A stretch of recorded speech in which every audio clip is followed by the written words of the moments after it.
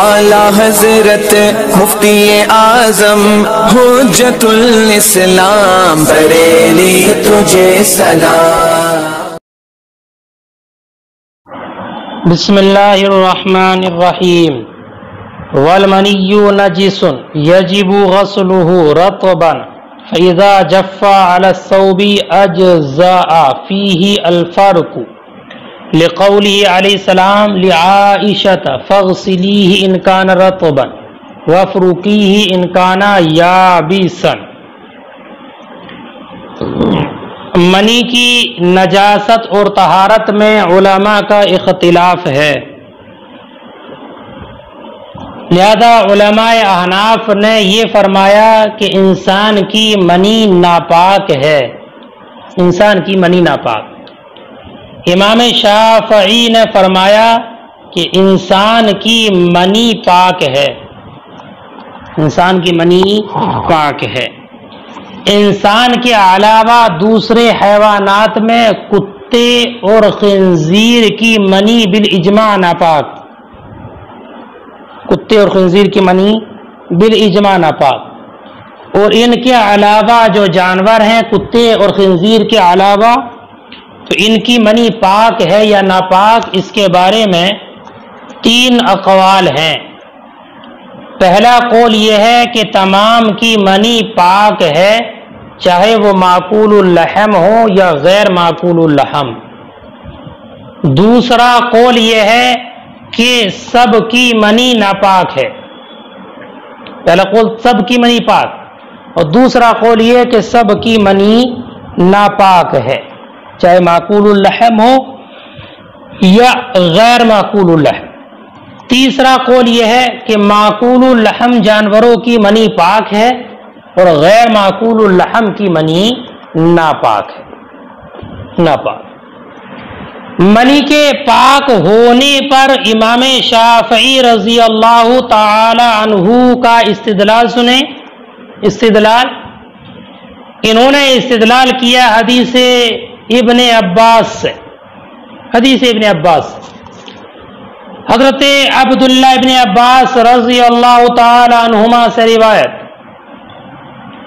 کہ حضور سے اس منی کے بارے میں سوال کیا گیا جو کپڑے کو لگ جائے، کپڑے کو لگ جائے، تو آپ نے فرمایا وہ منی ریٹ کی منزل میں ہے، ریٹ اور تھوک کے مرتبے میں، اور فرمایا کہ یہی کافی ہے کہ اس کو کسی لکڑی یا اذخر گھاس وغیرہ سے پونچھ دیا جائے، اسے کسی اذخر گھاس یا اس کے علاوہ کسی اور لکڑی وغیرہ سے یا تنکے وغیرہ سے پونچھ دیا جائے۔ تو اس حدیث پاک میں منی کو ریٹ سے تشبیہ دی گئی ہے، یہ وجہ استدلال، جس سے ریٹ سے، اور ریٹ پاک، اس لیے منی بھی پاک، منی بھی پاک۔ یہ ہے امام شافعی کا استدلال منی کے پاک ہونے پر۔ اور ایک دوسری دلیل ان کی حضرت عائشہ رضی اللہ تعالی عنہ کی حدیث پاک، فرماتی ہیں کنت افرق المنی من ثوب رسول اللہ صلی اللہ علیہ وسلم وهو یصلی۔ حضرت عائشہ فرماتی ہیں کہ میں رسول اللہ کے کپڑے سے منی کو کھرچتی تھی اس حال میں کہ آپ نماز پڑھتے ہوتے، نماز پڑھ رہے ہوتے۔ اس حدیث سے بھی یہ بات واضح ہو جاتی ہے کہ منی پاک ہے، ورنہ تو منی لگا ہوا کپڑا پہن کر آپ صلی اللہ علیہ وسلم نماز شروع نہ فرماتے، نماز شروع نہ فرماتے۔ تو منی لگے ہوئے کپڑے میں آپ کا نماز کو شروع کرنا اس بات کی دلیل ہے کہ منی پاک ہے، منی پاک ہے۔ اور ایک تیسری عقلی دلیل امام شافعی یہ بیان فرماتے ہیں کہ منی انسان کی پیدائش کا مبدا ہے، انسان کی پیدائش منی سے ہوتی ہے، تو منی ایسے ہی پاک ہے جیسے کہ مٹی پاک ہے، جیسے مٹی پاک اسی طریقے سے منی پاک۔ اس لیے کہ انبیاء اکرام علیہم الصلاۃ والسلام کا کسی ناپاک چیز سے پیدا ہونا یہ محال ہے، اور انبیاء اکرام کی پیدائش بھی منی سے ہے، تو ان کا کسی ناپاک چیز سے پیدا ہونا محال، اس لیے منی پاک۔ علماء احناف کا مذہب یہ ہے کہ منی ناپاک ہے، منی ناپاک، اسی کے قائل امام مالک ہیں اور امام ظفر ہیں، لیکن امام مالک اور امام ظفر رضی اللہ تعالیٰ عنہ کے نزدیک اگر کپڑے پر منی لگ جائے تو اس کپڑے کو پاک کرنے کے لیے دھونا لازم و ضروری ہے، بغیر پانی کے دھوئے وہ کپڑا پاک نہیں ہوگا۔ لیکن ہمارے علماء ثلاثہ کے نزدیک اگر منی تر ہے تو اس کا دھونا واجب ہے، تر منی لگی ہے کپڑے پر تو اس کا دھونا واجب ہے، اور اگر وہ سوکھ گئی ہے، خشک ہو گئی ہے تو اس کو کھرچ دینا بھی کافی ہے، کھرچ دینا بھی کافی ہے۔ ہماری دلیل یہ ہے کہ نبی اکرم صلی اللہ علیہ وسلم نے ام المؤمنین حضرت عائشہ صدیقہ سے فرمایا تھا فَاغْسِلِيهِ إِنْ كَانَ رَطْبًا وَافْرُكِيهِ إِنْ كَانَ يَابِسًا، کہ اگر وہ تر ہے تو اس کو دھل دے اور اگر سوکھی ہوئی ہے تو اس کو کھرچ دو۔ اس سے معلوم ہوتا ہے کہ منی ناپاک ہے، اس لیے اللہ کے رسول نے اس کے دھلنے کا اور سوکھی ہونے کی حالت میں اس کے کھرچنے کا حکم فرمایا۔ اور ایک حدیث پاک میں حضرت عائشہ فرماتی ہیں کہ اگر رسول اللہ کے کپڑے پر منی خشک ہوتی تھی تو میں اس کو کھرچ دیتی تھی،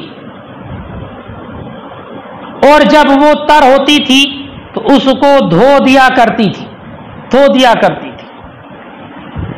اور ایک حدیث جو ہمارے مذہب کی تائید میں ہے، حضرت عمار بن یاسر سے روایت، وہ کہتے ہیں کہ حضور صلی اللہ علیہ وسلم عمار بن یاسر کے پاس سے گزرے، اس حال میں کہ عمار بن یاسر اپنے کپڑے سے ناک کی رینٹ کو دھو رہے تھے۔ تو اللہ کے رسول نے ارشاد فرمایا ناک کی رینٹ، آنکھوں کا آنسو اور چھاگل کا پانی سب برابر ہے، یعنی سب پاک ہیں۔ ہاں 5 چیزیں ایسی ہیں کہ جن کی وجہ سے کپڑے کو دھونا ضروری ہے۔ پھر آپ نے فرمایا پیشاب، پاخانہ، خون، منی اور قے، یہ 5 چیزیں ایسی ہیں کہ ان سے کپڑے کا دھونا ضروری ہے۔ اور ایک روایت میں قے کی جگہ لفظ خمر ذکر ہے۔ تو بہرحال ان احادیث کی بنیاد پر منی کا ناپاک ہونا معلوم ہوتا ہے، اس لیے ہمارے نزدیک منی ناپاک ہے۔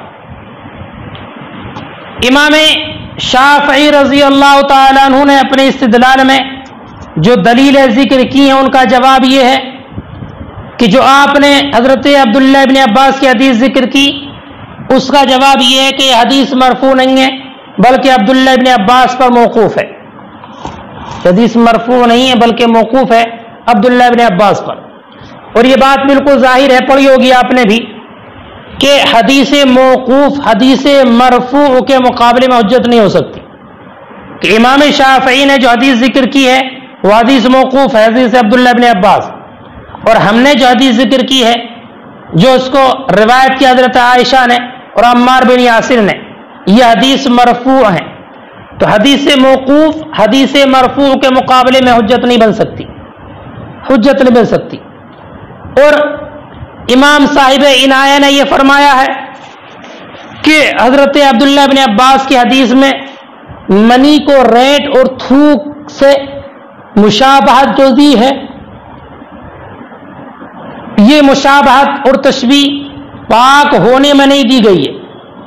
ریٹ اور تھوک سے جو تشبیہ دی ہے یہ پاک ہونے میں نہیں ہے، بلکہ اس کی چکناوٹ میں، لزوجت میں تشبیہ دی گئی ہے۔ اور مطلب یہ ہے کہ جس طریقے سے رینٹ میں چکناپن ہوتا ہے اور چکنی ہوتی ہے، اسی طریقے سے منی بھی چکنی ہوتی ہے، اور جس طرح رینٹ کپڑے میں بہت کم داخل ہوتی ہے، اسی طرح منی بھی کپڑے میں بہت کم داخل ہوتی ہے۔ لہذا اس احتمال کی بنیاد پر منی کا پاک ہونا ثابت نہیں ہو سکتا ہے۔ اور دوسری دلیل جو امام شافعی نے ذکر کی حضرت عائشہ کی، وہو یصلی والی، تو فرماتے ہیں کہ یہاں پر وہو یصلی کی جگہ پر فیصلی ہے، فیصلی۔ اور اب حدیث کا مطلب یہ ہوگا، حضرت عائشہ فرماتی ہیں کہ میں اللہ کے رسول کے کپڑے سے منی کو کھرچتی تھی، پھر آپ اس میں نماز پڑھتے تھے۔ تو اب اس صورت میں حضور صلی اللہ علیہ وسلم کا اس منی لگے ہوئے کپڑے پہن کر نماز پڑھنا لازم نہیں آئے، بلکہ اب ثابت یہ ہوگا کہ پہلے حضرت عائشہ اس کو صاف کر دیتی تھی، دھل کر یا کھرچ کر، پھر آپ اس میں نماز پڑھتے تھے۔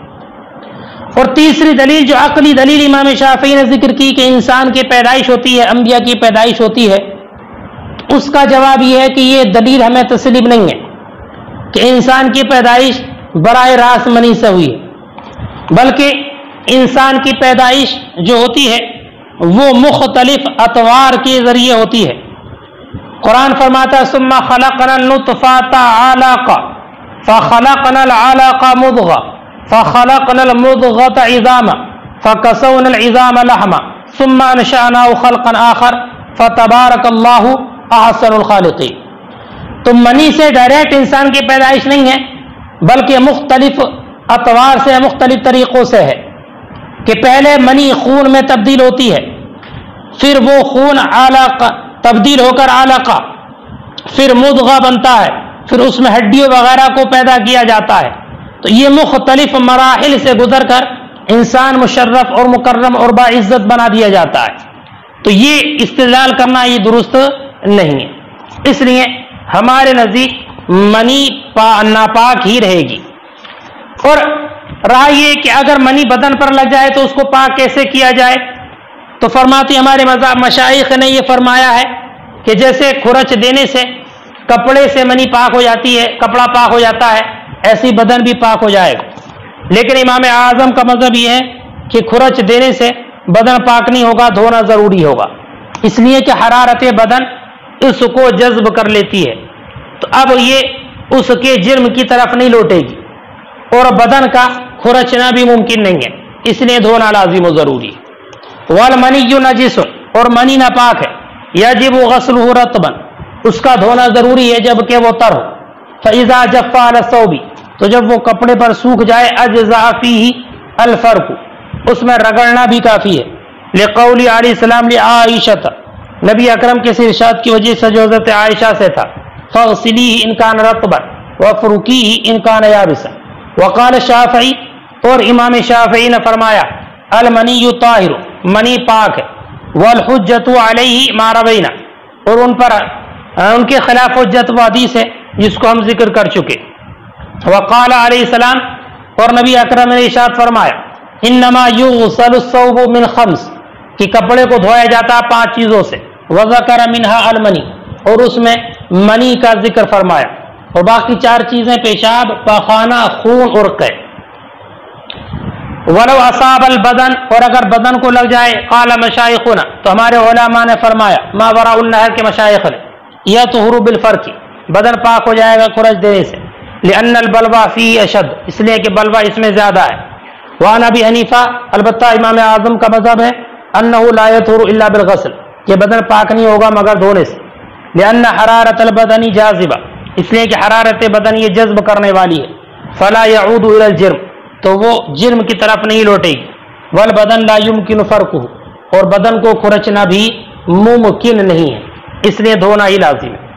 والنجاست اذا اصابت المرأة، اور نجاست جب آئینے شیشے پر لگ جائے، اب اس سیف یا تلوار پر لگ جائے، ایک طرفہ بمسحہما، تو کافی ہے اس کو پونچھ دینا، ان چیزوں کو پونچھ دینا، ان کو مسح کرنا کافی ہے، لأنه لا تتداخلهما النجاسة، اس لیے کہ ان میں نجاست داخل نہیں ہوتی، وما علی ظاہرہ یزول بالمسح، اور جو اس کے ظاہر پر ہے وہ مسح کر دینے سے، پونچھ دینے سے زائل ہو جائے گی. کہ یہ چیزیں ٹھوس ہوتی ہیں، شیشہ اور ایسی تلوار، یہ چاقو، چھری وغیرہ، تو ان کے پونچھ دینے سے، صاف کر دینے سے نجاست ظاہر ہو جائے گی تو یہ پاک ہو جائیں گے. وَإِنْ أَصَابَتْ الْأَرْضَ نَجَاسَةٌ فَجَفَّتْ بِالشَّمْسِ، یہاں سے ایک مسئلہ یہ ذکر فرماتے ہیں کہ اگر زمین پر نجاست لگ جائے، پھر وہ سورج کی دھوپ سے یا ہوا سے یا کسی اور ذریعے سے سوکھ جائے اور نجاست کا اثر اور رنگ بالکل ختم ہو جائے، تو وہ زمین پاک ہو جاتی ہے، اس جگہ پر نماز پڑھنا بھی جائز ہے. ہاں اس سے تیمم کرنا جائز نہیں ہے. لیکن امام ظفر اور امام شافعی نے یہ فرمایا ہے کہ زمین پر نماز پڑھنا جبھی جائز نہیں ہے، نماز پڑھنا بھی جائز نہیں ہے. انہوں نے دلیل ذکر کی ہے کہ یہاں پر مزیل نہیں پایا گیا، ان نجاست کو زائل کرنے والی چیز نہیں پائی گئی، اس لیے اس سے وہ زمین ناپاک ہی رہی اور اس پر نماز پڑھنا جائز نہیں ہے. یہی وجہ ہے کہ اس سے تیمم جائز نہیں ہوتا ہے. ہماری دلیل یہ ہے کہ نبی اکرم نے ارشاد فرمایا زکوٰۃ الارض یبسھا، زمین کا پاک ہونا، اس کا سوکھ جانا. رہا یہ کہ تیمم کیوں جائز نہیں ہے، تو اس کی وجہ یہ ہے کہ مٹی کا پاک ہونا یہ شرط بن کر ثابت ہے نص کتاب سے. تیمم اس لیے جائز نہیں ہے کہ مٹی کی جو طہارت ہے اور مٹی کا پاک ہونا، یہ طہارت یہ شرط ہے اور یہ ثابت ہے شرط ہونا کتاب سے. تو تیمم کی مٹی کی طہارت یہ ثابت ہے کتاب اللہ سے، اور وہ زمین جس پر نجاست پڑ گئی اور سوکھ گئی اس کا پاک ہونا یہ ثابت ہے خبر واحد سے. اور یہ بات بالکل ظاہر ہے کہ جو حکم کتاب اللہ سے ثابت ہو وہ قطعی ہوتا ہے، اور جو خبر واحد سے ہو وہ ظنی ہوتا ہے. اس لیے خبر واحد کو ترک کیا جائے گا اور کتاب اللہ پر عمل کرتے ہوئے کہا جائے گا کہ اس زمین سے تیمم کرنا جائز نہیں ہے. ہاں نماز پڑھنا اس پر جائز ہوگا. رہا امام شافعی کا قیاس کرنا کہ مزیل نہیں پایا گیا، تو فرماتے یہ درست نہیں ہے، بلکہ مزیل نجاست یہاں پر موجود ہے، اور وہ مزیل نجاست حرارت، اس لیے کہ جس طریقے سے آگ سے جلانا پاک کر دیتا ہے، اسی طریقے سے حرارت بھی پاک کر دیتی ہے، چاہے وہ حرارت کم ہو یا زیادہ ہو. لہذا یہ قیاس درست نہیں. وَإِنْ أَصَابَتِ الْأَرْضَ نَجَاسَةٌ، اور اگر زمین کو نجاست لگ جائے، فَجَفَّتْ بِالشَّمْسِ، اور وہ سوکھ جائے، سورج سے خشک ہو جائے، وَذَهَبَ أَثَرُهَا، اور اس کا اثر بھی جاتا رہے، جَازَتِ الصَّلَاةُ عَلَى مَكَانِهَا، تو اس نجس جگہ پر نماز جائز ہے. وقال ظفر والشافعی، اور امام ظفر اور امام شافعی نے فرمایا لا تجوز، نماز جائز نہیں ہے، لأنه لم يوجد المزیل، کہ مزیل نجاست نہیں پایا گیا، ولہذا لا يجوز التیمم بها، اسی وجہ سے اس جگہ سے تیمم جائز نہیں ہے. ولنا قول علیہ السلام، اور ہماری دلیل نبی اکرم کے ارشاد زکوٰۃ الارض یبسھا. وانما لا يجوز التیمم، ہاں تیمم جائز نہیں ہے، لان طہارت الصعید ثبت شرطا بنص الکتاب، اس لیے کہ مٹی کی طہارت ثبت شرطا بنص الکتاب، یہ شرط ہو کر ثابت ہے نص کتاب سے. فلا تتعدى بما ثبت بالحدیث، پس یہ اس سے ادا نہیں ہوگی جو حدیث سے ثابت ہوئی ہے. حدیث سے جو ثابت ہے اس سے تیمم ادا نہیں ہوگا، اس لیے کہ یہ خبر واحد ہے، اور مٹی کا پاک ہونا تیمم کے لیے یہ خبر دلیل قطعی سے، نص قطعی سے ثابت ہے.